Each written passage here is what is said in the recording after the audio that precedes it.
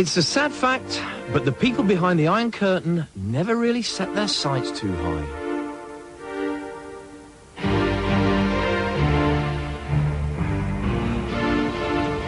Oh! Это твоя лада? Да, простая, да. О, тебя очень повезло. На такие машины записано 10 лет вперед. Какие-то твердые колеса. О, настоящий пластик.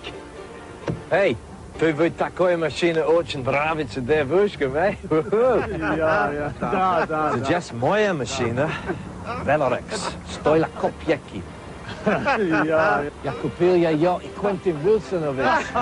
Господи, тобі дорога. Technology мир.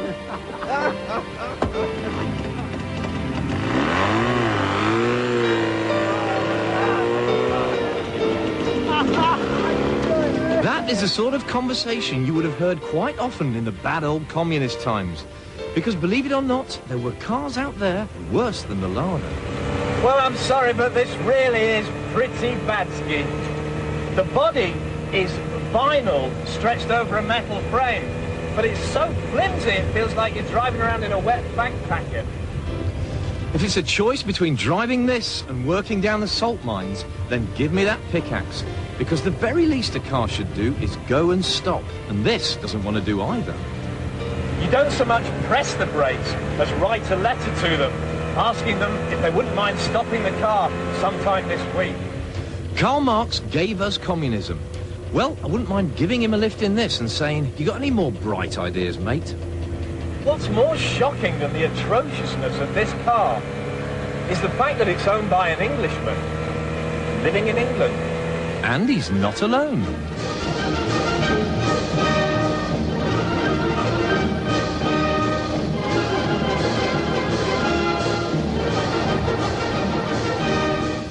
For years, these good folk have been diving into the Eastern Bloc and laying down good money for some of the most hopeless vehicles of all time. In fact, so fond are they of commie cars, they formed a club, the USSR, the Unloved Soviet Socialist Register.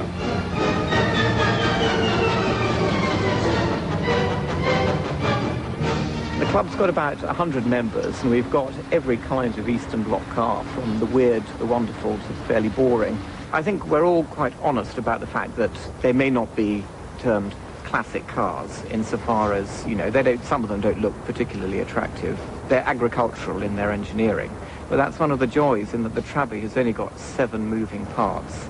Therefore, not much is going to go wrong. One of them isn't the wheels, is it? Precisely. It's not a big club, and never will be. But I wouldn't want it to be a big club, because then we'd start the MG problem and become boring. Right. And when those lovely MG chaps come a-calling, Julian's best chance of a getaway will be in this huge 5.5-litre V8 Chaika. The Chaika was the perfect example of Russian communism in action. That is, all men are created equal. It's just that some have infinitely better clothes and houses and cars. During its 20-year life, only 2,000 Chaikas were built. And when it came to styling, the communists were more conservative than Norman Tebbit. This model looks straight out of the 50s, but in fact, it was made in 1976. While the party boss sat in the back sipping a Molotov cocktail, it was left to the poor old chauffeur up the front to deal with all the aggro. I mean, for a start, you had to be a shot putter to steer it. It does have power steering. I'm just not sure where it is or what it's doing. The stereo comes complete with its own missile launchers, and you've got enough channels to get radio labor camp in Siberia. But, even more worrying, the bonnet release says kaput in Russian. It's been accused of being a late 50s Packard, but it was in fact all designed and made in-house in Russia, although the design team did apparently buy a couple of Packards and a Chrysler for study. Wouldn't possibly copy it, of course. Yeah, why would they do that? Because goddamn Americans, you know, they were the enemy, they were the missile pointers. Why would they want to copy? So I suppose it's the glamour. The glamour, really. Relatively. Yeah, relatively. Yeah, I love it. It's like nothing else that you ever see on the road here. I don't go out and see myself coming the other way, which is nice. It drives extremely well. You get it on a motorway and it just wafts along. Marvellous. Which is great until something breaks. And then you don't really like go to Halfords and get a bit for it. You've got to contact your friends in Latvia and so on. Or even easier, call your friend in Surrey, the Comrade mechanic who specialises in keeping Lenin's limos on the road. We have to get piston rings that are different sizes and grind them down to fit pistons that have to have the bores sleeved. The tyres you can get at the moment. Bearings you can sort of copy with metric equivalents, hopefully, but on the Volga here you can't get any bearings for that. So you just have to literally modify, machine and skim and design and keep them running. This Volga of yours, it's a pretty fancy capitalist colour, isn't it? It's because they painted it that colour so as it didn't get vandalised when it was left at Riga docks, because a Volga like this would have been used basically by the KGB or the Special Police Group.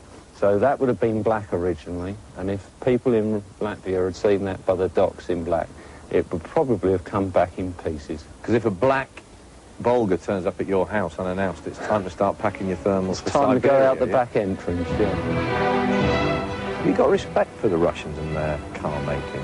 Yeah, I have in actual fact, because the vehicles were built to take very hard road conditions, very severe winters, and they had to be driven by people who hadn't got any mechanical knowledge at all, because they weren't given mechanical knowledge. If your car breaks down, there's no garage, there is nobody to help. You either get it going or you'll freeze. I really like this club because they're so tongue-in-cheek.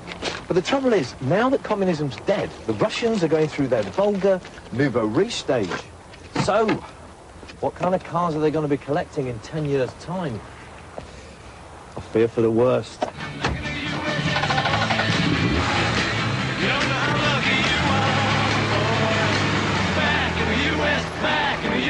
Back in the USSR. Well, the great